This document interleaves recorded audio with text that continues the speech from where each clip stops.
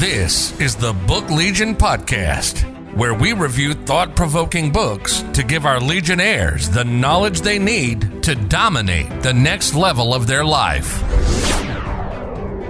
Thanks everybody for joining me on the Book Legion. My name is Tyser Evans. This week we're going to be covering Hal Elrod's book, The Miracle Morning. So if you guys aren't familiar with who Hal Elrod is, Hal is a motivational speaker. He's obviously the inventor of the Miracle Morning, which has now been a global movement. But going back to Hal's origins and really what he was and what he was set out to do and kind of fell into this was Hal was a really great salesperson. He worked for Cutco Knives for a lot of years, one of the top salespeople year after year, setting all kinds of records throughout the country. He was one of the best in the country for Cutco Knives and trained lots of people to do just as well. And going through his own battles and, kind of journey, how do I get better? How do I become number one, out of the country? There's thousands of people that sell Cutco knives. Hal developed a playbook that came to his morning and to get the most out of his morning. And so 2017 is when I originally read the book. I've read it several times. Someone had introduced me to the book. I was just taking a new job and was looking to kind of level up and get a new skill set and really make this new job work. I moved my family from California to Georgia, so I wanted to make sure that it succeeded the way I wanted it to. And so someone suggested I read this book that might help me to implement a better morning routine, a better structured morning routine. So I've been always someone who went to the gym, but I didn't do a lot of other things for my morning, just going to the gym. So I gave the book a whirl. Well, let me cover my three favorite topics, and at the end I'll tell you exactly what I thought of the book. So the first chapter I want to talk about is chapter number 3, which is a 95% reality check, and that's the name of the title of the chapter. And what the chapter's talking about is that 95% of people live a mediocre life that they don't really enjoy. And they gave a really alarming statistic that you can tell that people kind of fall in, and I've talked a lot of this on a lot of other book reviews, people just kind of fall into this trap of the law of averages, Ryan Stewman calls it when we did his book review on the G Code, right? That they kind of settle into a job that they get in their maybe mid to late 20s, early 30s, and then they kind of just ride it out the next 30 years. Or they'll do the other thing where they just job hop from place to place to place, and they're never able to take steps up within an organization or start their own company. And so about 95% of people just live a really unfulfilled life, just kind of running through the motions. And the statistics that they gave that I wanted to point out about this chapter that was really alarming to me is that if the Social Security Administration office went and they interviewed 100 people, and this is what they found. Out of 100 people, 1 was wealthy, 4 were financially secure, 5 were still currently working, 36 were dead, and 54 were broke, dependent on friends and family to keep them alive. And this is all at retirement age. So I just cannot, one, it shows you that 36 people didn't even make it to retirement age. So you want to live life to the fullest, right? And then to have 54 people still be financially dependent at retirement age on other people in their family just shows, one, how much the school system has failed us, and 2, how much that we need help with financial literacy in this country, which is not what the book is on, but what this starts to have you do and rewire is if you start to implement practices, daily habits and practices, you can start to get to new levels of income and new levels of life and have a much more fulfilling life and a life that where you're able to remove a lot of uncertainty and fear and doubt of whether what's going to happen to you when you're 65. I think this is a really important chapter that Hal touches on, is how many people out there are truly not living a fulfilled life. Now, this goes into the second piece I want to talk about, which was what Hal calls lifesavers. And this is chapter 6. So chapter 6 is lifesavers. It's a long chapter. It's about 40 pages. And this where he starts to break down the miracle morning. What is the miracle morning? So we're going to go over what he calls savers. And there's basically, savers is a word, right? It's a lifesaver, but savers is also a word that has a bunch of acronyms. So we're going to go over what S is. S stands for silence. So part of the miracle morning is you spend a little bit of time in silence. And Hal has a whole nother subsequent chapter 8, I believe, that allows you to customize all of these savers, and I'll talk to you about how I do mine. So S stands for silence, A stands for affirmations, V stands for visualizations, E stands for exercise, R stands for reading, and S stands for scribing. or journaling. And so what Savers is, it's a way to, things to accomplish in the morning to set up your day to be fulfilled. And so I personally have done the Life Savers every morning since 2017.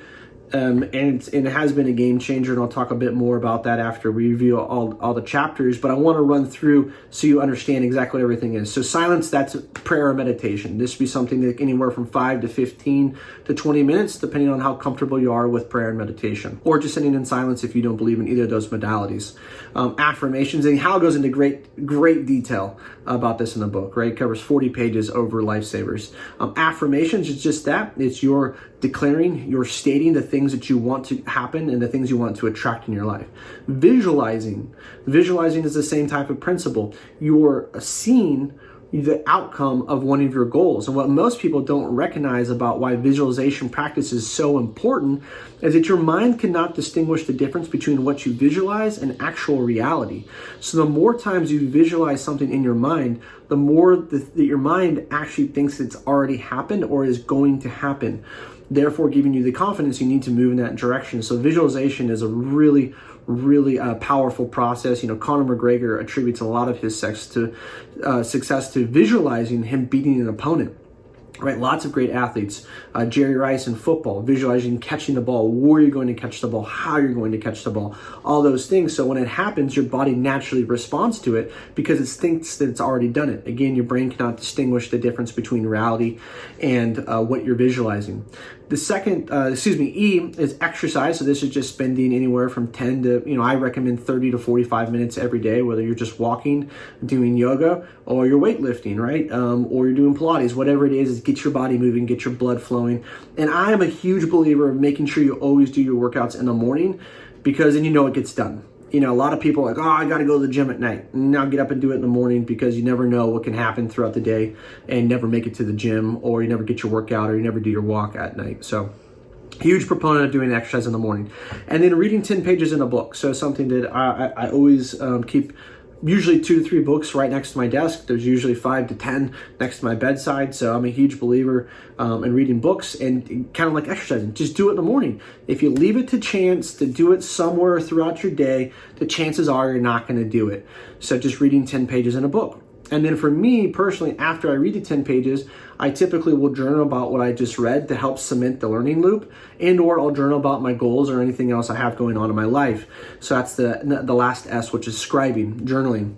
Since starting this, I think I've gone through 5 journals now, and it's actually really cool. I just started a new job in April, and so I went back to my journal from the last time in 2017 I'd started a new position, and I read through my old thought patterns and my old thought processes, and it really showed me, 1, how much I've grown, but 2, it really kind of let me know that I felt this before, and I'm going to be okay going through it again, right? And so I really enjoyed, I'm really grateful that I started journaling now 4 years ago when I first read this book. So that's chapter 6 that goes over all of your lifesavers. And now chapter 7, and the reason I wanted to pay special attention to chapter 7 is called a 6-minute miracle morning. So your lifesavers, chapter 6, if you do the whole routine like I just kind of talked about, typically it takes me about an hour and a half, hour and 45 minutes. So Hal has a whole nother chapter 5, I believe, talking about how to get yourself up and how to wake up earlier. If you're someone that likes to sleep until 8:30, 9 o'clock, this is going to be a challenging thing for you to do. So he talks a lot about how to set the discipline in different types of things you can do to get yourself up, like placing your cell phone in a different room, where you get your clothes out the night before, those types of things that get you up. But what a lot of people do, and this is just common with anything in life, most people will make excuses for why they don't have the time. And in my mind, when someone tells me they don't have time to do something, all that means to me is this is not a priority for you. If it's a priority, you're always going to make time for anything in your life. And so a lot of people say, I just don't have time, Ty, to do this. And I'm like, well, if I can do it with 2 kids and 3 dogs and working full time and having 2 different podcasts, right? My wife has her own business. We're very busy people. If I have time to do this every morning, you absolutely have time. But to help eliminate excuses from other people, Hal came up with the 6-minute miracle morning. And so you go through all 6 steps, but you just do one basically every minute. right? And so if you can carve out 6 minutes of any day. I don't care who you are. You've got 6 minutes you can carve out, and you can get your miracle morning done. And again, just going through, even if it's only the basics and you're not sitting down and you're writing 2 pages in a journal, maybe you're writing just a paragraph, just a sentence of your goals a day, or you're writing out your affirmations for the day, right? You visualize for 30 seconds. Maybe just do a minute of jumping jacks, right? Just to get your blood flowing. There's lots you can do in 6 minutes. So this eliminates the time excuse. So that's why I wanted to cover chapter 7. But really, for me, I'm going to be transparent. It was life-changing. The Miracle Morning was probably, I would definitely say top 3 most impactful, life-changing books for me, because once I implemented my Miracle Morning and I got my routine set, and I kind of follow it just the way Savers has it laid out. I really do my meditation, then I go into my affirmations, then I do my visualization, and then that's not true. Then I read, then I journal, then I go to the gym. So I did kind of customize a bit because I actually go to the gym. I don't work out at home. I went from being kind of my mornings, not chaotic, so I still went to the gym, but not structured, to, man, when I get to work, I know I've already read, I've already journaled, I've already worked out, I've already had time to myself, right? I've already got my coffee. I've accomplished more by 7 a.m. than most people will accomplish in their entire day. And that just fuels me with confidence as I move into my day and I start tackling, issues with underwriting or clients or whatever it is. And so it made me a lot more productive. It made me getting up. It gave me more time in my day. And so now it's something that I even do on the weekends. And so now, I've blown through books, right? I mean, this is actually, I've always been a reader, but I'm only really able to do the Book Legion and put out a podcast once a week on books because I read every morning. And now I still read at night, so I'm able to crush through a lot more books. So for me, following this playbook, I've tripled my income since I've done it. So we've been able to save a lot of money. I got into some more investment deals. It just really opened my mind. I feel like I'm much calmer. I've won a lot more awards at work. The recognition has been great. So all the way around, it's been really good for my mental health. It's been really good financially. It's been great for my relationships. Just having this disciplined morning routine, starting my day right and doing things that are great for my body and my mental health is so powerful. And to do it all before 7 a.m., that's the key. So I highly recommend the book. The book is only 130 pages, 135 pages. You'll read it in a weekend if you want. You'll read it in a day if you want. It's really well written, so you can actually even read it in a sitting if you want. It's going to cost you around $12, $13. So I'll post a link in the show notes for you guys to scroll right down and click the link, buy the book. Said it's worth it. You need to read it if you haven't already. And you go join Hal's Facebook group. He's got... there's all kinds of great global movements based around the Miracle Morning. So you can find people's journeys just like mine on YouTube, Facebook groups, all stuff that doesn't even include Hal. People set up their own chapters and stuff. It's really become a global movement. It's really cool. And I also want to make a mention, go follow Hal. He's a really cool guy. He said he almost died in a car accident when he was young. Didn't let that stop them, crushed it at Cutco. Now he's changed millions of people's lives with writing all kinds of, there's lots of different books, a series of books written. Another one I've read, The Miracle Equation by Hal, which is a great book. But Hal also battled cancer the last couple years and made it through on top and did it with a smiling face and just a lot of grace, and showed a lot of people what type of man he really is. He's just a really good stand-up family person, a family man, an overall good human being that likes to give back to his community. So go buy the book, go check out Hal, highly recommend it. And if you guys haven't done so, please subscribe to the podcast or the YouTube channel. Appreciate all your support, growing our base of Legionnaires out there. So please share with 3 or 4 like-minded friends that also enjoy reading books to change and elevate their lives. Thanks so much.